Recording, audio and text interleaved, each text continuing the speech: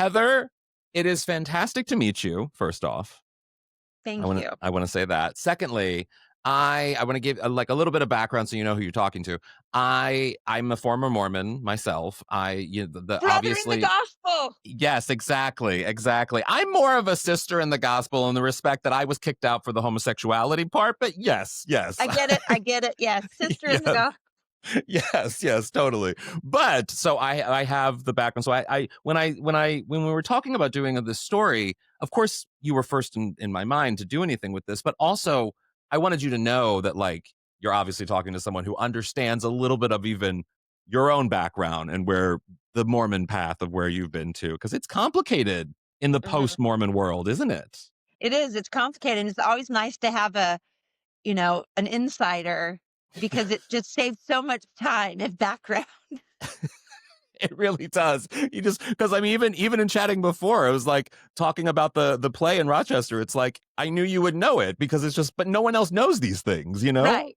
It's a very, very inclusive cult of personality that we all share. Yes, 1000%. Well, I have to say, first off, I love what you're doing, especially with this special, Surviving Mormonism, but also just in general, opening up the conversation around really post Mormonism and what it's like sort of leaving the church, but also having the foundation of what the church was. There are still things, even within me, that I find I remember from my Mormon days that are good things, but yet it's this dance of how do I live in a post Mormon life while at the same time not fully hating every Mormon. You know what I mean? Yeah. Well, I don't fully hate everyone. I feel closer and more kinship Mm-hmm.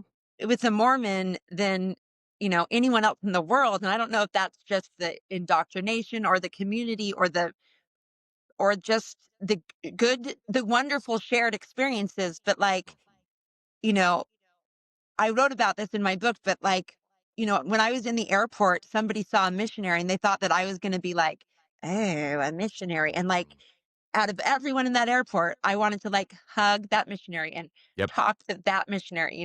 It's just, Mm-hmm. there is something it's just like that homing beat of Mm-hmm.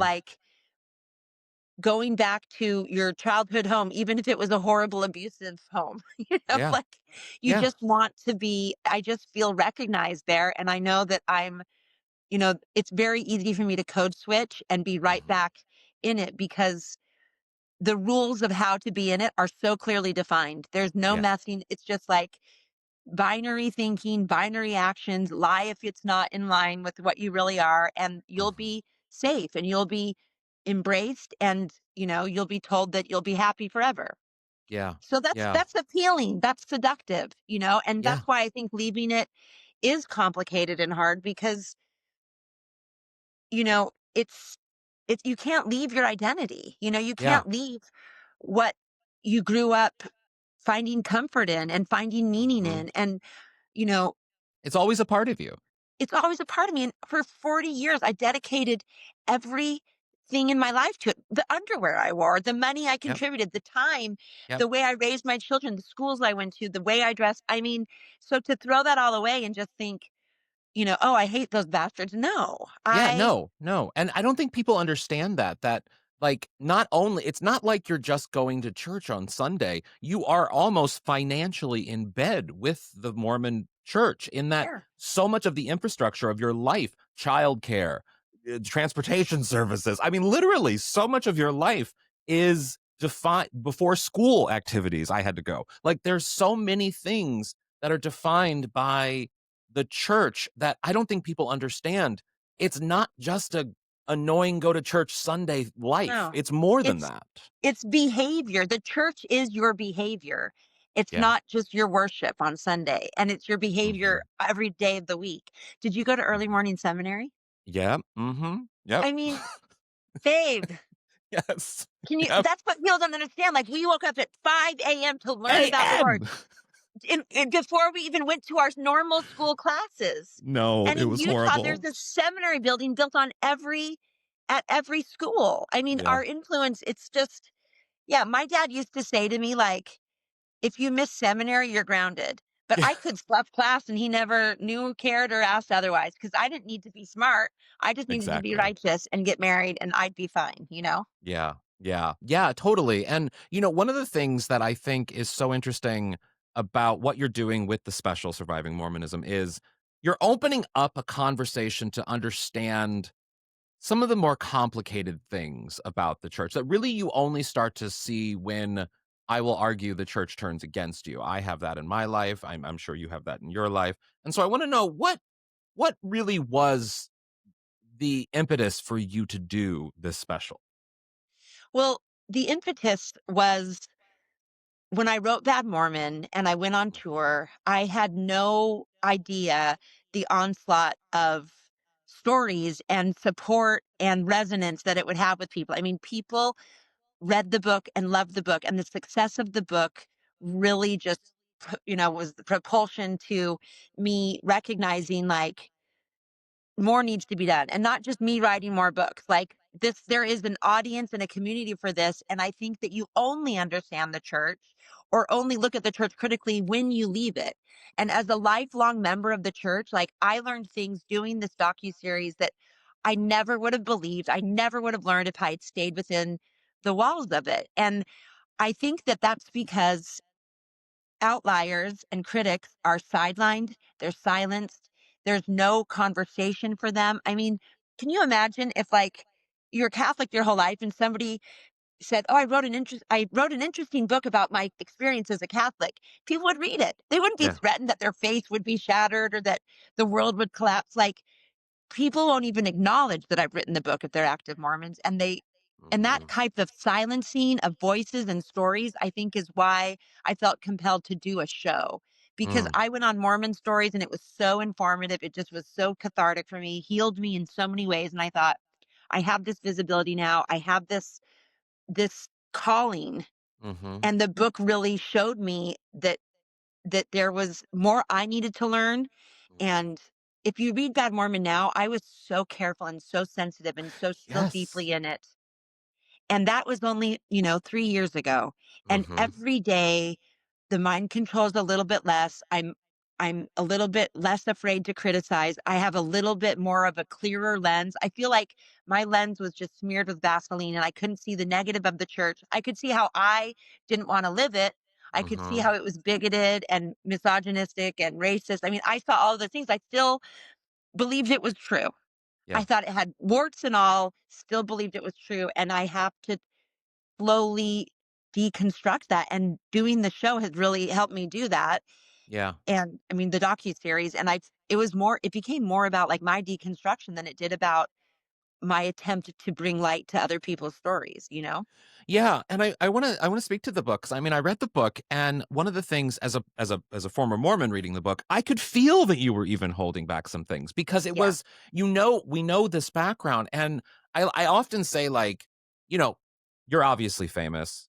I'm a homosexual," which is like being famous, and in that when I left the church, I had a community to go to. I had people I could go to, and you obviously have fame. You have a notoriety that allows you to sort of, not have to deal with necessarily the everyday realities that I think a lot of post people who leave the Mormon church now who aren't famous or gay don't have those communities to turn to often. And so, did you have, or what are the stories you heard from regular people, everyday people who aren't famous or gay, who have to leave the Mormon church and find a new identity in a lot of ways, a new life in a lot of ways. It's not easy at all. It's not easy. It's a huge cliff, and I fell off that cliff and I had the Bravo community, Mm, to embrace me. I had fame. I had mhm, independent income. I mhm, had all of the privileges.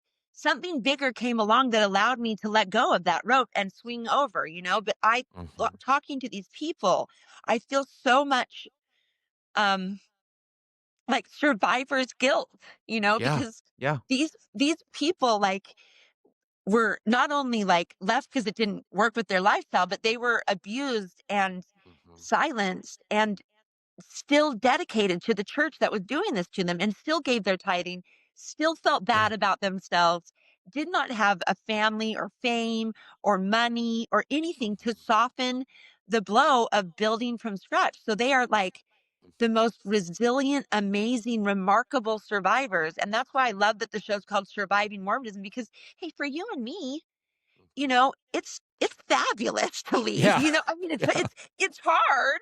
Yeah. There's bullshit, but like my life is immeasurably better. But most Mhm. Mormons that leave, their life isn't. Their life Yeah. is in many, many ways worse, but they have enough integrity and they have enough to not live a double life and to not, pretend just for Mhm. the safety of belonging. And so they're much more remarkable than me. And I feel like that survivor's guilt propels me to like help them feel seen, help them feel Mhm. heard, let them know that, like, I'm gonna come back for you, like, it's great Mm. for me. I know it's not been great for you, but, like, you deserve your story to be shared, and you deserve to be supported, and you deserve to be celebrated. And that's kind of the spirit that I felt when I was meeting with them. I felt privileged to hear, and I felt small, Yeah. compared to their strength. Yeah. Yeah. No, I feel that completely. Another thing that I think is so interesting. So Real Housewives of Salt Lake City, I think, was really the launch of the conversation around Mormonism in popular culture. I really do feel reality television has defined modern understanding of Mormonism in a really interesting way. And then to that point, I think what is even equally fascinating is Mormonism is a very, very gendered religion. And Yeah. the fact that women, particularly you, but also even since Real Housewives of Salt Lake City, you have the Secret Lives of Mormon Wives, you have other examples of Mormons, but they've often always been women. And women are defining Mormonism in popular culture through reality television, which is something that devout Mormons probably are not very happy about. But I do want to know, what do you think about that? What do you think it is about the sort of post Mormon women, particularly you, defining what Mormonism is within popular culture and starting that conversation? How does it take women to do that? Well, I think, women are doing it because it's the only outlet we have, Mm, to have identity or power in a very patriarchal, hierarchical structure, and it's something like we're defining it for ourselves because we have social media now, which we can do from our homes while we're tending to our children. But mhm. also, well, like Mormon men are like little kings of their own kingdoms, so Yes. they don't want to define it or they don't want to look under the bed covers because it works great for them.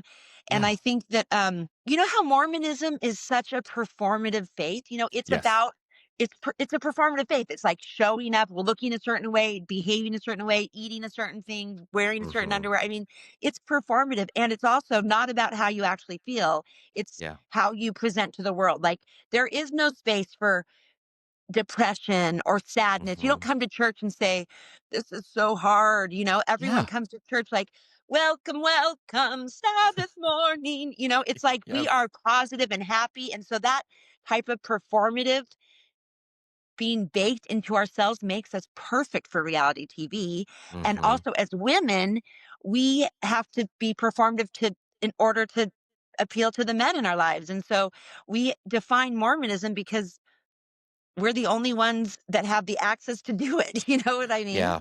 Yeah. Yeah, and I do completely know what you mean, and to that point, speaking of the men, like, what I find is happening and what I see a lot just from casual conversations when I go, so I'm from the Missouri part of the Mormon story. I'm from the Jackson County sort of part of the Mormon story, and Adam so Diamond, your yeah. Garden of Eden, you are from the promised land. Yeah. Exactly, exactly. And so in that, I find whenever I go home and I talk to, other Mormons or even family that is still Mormon, I find the fascinating thing about what's happening with so many women defining Mormonism in reality television that it's starting a conversation among men in Mormonism, men who are on the fence within Mormonism. Have you encountered that at all within your conversations about what's changing within the male role within Mormonism?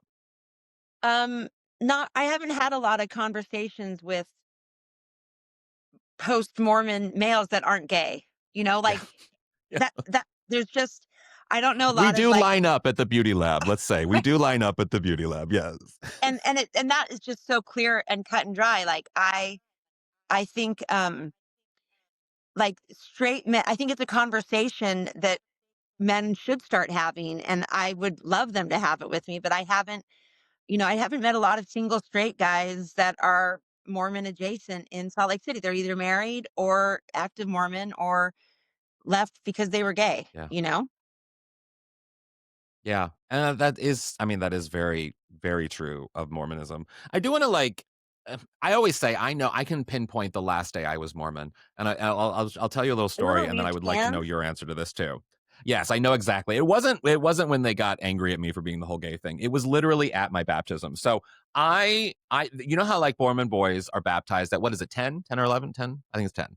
Or maybe 8. even, like, 8, 8. 8, 8, 8 yes, I can't and believe you forgot that. 8, the I age of know. accountability. Well, I forgot because they delayed my baptism because I had so many questions, which speaks to I later converted to Judaism, so that explains that part. But I had a lot of questions about Mormonism, and so they kept delaying and delaying and delaying to the point where I was like quite literally 12 or 13 before I got baptized. And so I finally gave in. I did it, but only because the missionary who would be guiding me in my baptism was really hot.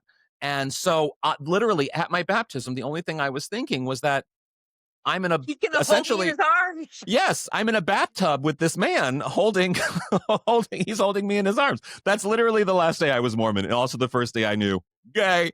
And That so is a I beautiful, cool story. thank I you. I love think that so. story. Yeah. So when do you feel like was the last day you were Mormon? Oh, baby, I still feel like I'm Mormon every time I wake up. Really? Yeah. Really? Do It's you? so hard for me, and it's hard because, you know, I'm still running from it. It's just Mm, I wish I could be clean of it all, but mm, I spent too long, too many years defining myself by it to feel like sometimes when I talk to people, I say, "We do this, and they're like, "You're not Mormon anymore." And I'm like, "But I'm yeah. still human. I'm still me." And like Mhm. I didn't have any other my personality was being a Mormon. So Mm, I've had to I'm trying to still extrapolate it out every day, which is probably, yeah, I don't know. I would love for the last day I feel it. yeah. I still feel uncomfortable with I still think, "Oh, I hope I don't Yeah. see someone that's gonna, Yeah. notice I'm not wearing a bra." You know what I mean? Just like I Yeah. still think through it. I can't help it because I spent so much of my life looking over my shoulder, making sure I looked right and did it right, that Mhm. it's hard to break that habit. Do you find yourself I find myself doing this a lot in whenever I'm with people who aren't Mormon, who don't have Mormon backgrounds, who maybe don't even know that I was raised Mormon, because I don't talk about it a lot, I have to be honest. But I mean, I did do a documentary about, like, converting to Judaism, but still, that was the Mormon was a big part of that. But I didn't I find myself being defensive of people when they talk badly about Mormons, when they Yeah. talk badly about the church. Do you experience that as well? I did for a long time. And that's kind of what spurred the docu-series is like, I shut down conversations from my gay friends about their abuse. I didn't want to hear it. I didn't feel comfortable criticizing the church. I really wanted to be a friend of the church. I think that we were taught that from a young age that we don't criticize our leaders, we don't criticize the church, and Yeah. we definitely present our best face to anyone that's not Mormon. We're Mhm. proclaiming the gospel, and we proclaim that by how with a smile on our face. That's what I was always taught.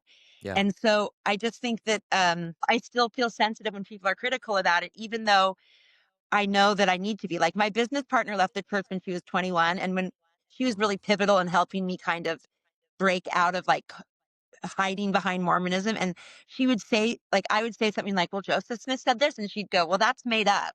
And when she said that's made up, I'd be like, "No, it is not." And Yeah. Santa Claus is made up. Does he not count either? You know what I mean? Like, I just found ways to mental gymnastic and feel very, very defensive of the church. So I understand Mormons that are deeply defensive. Do like that you do keep space for those people and that you do keep space for that kind of conversation. I do wanna know, and this is my last question, is ultimately, what do you hope people take from the docuseries Surviving Mormonism, but also just in general, the conversations that you have both on Real Housewives of Salt Lake City, but with your book and out and about doing your appearances? What do you hope people take from the work that you're doing at large?